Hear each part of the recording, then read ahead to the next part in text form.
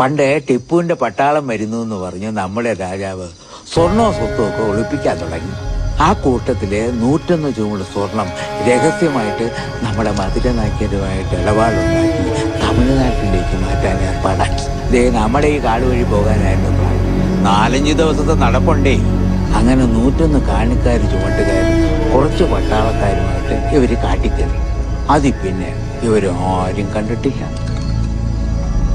ഈ ചുമട്ടുകാരുടെ എല്ലാം തലവെട്ടി സ്വർണം കാട്ടിലെങ്ങാണ്ട് ഒളിപ്പിച്ചെന്നാ പറഞ്ഞു. ഈ തലവെട്ടിയവരെയും പിന്നെ ആരും കണ്ടിട്ടില്ല. അപ്പൊ സ്വർണം അതവിടെ കണ്ടോണ്ടെന്നാ പറയുന്നേ.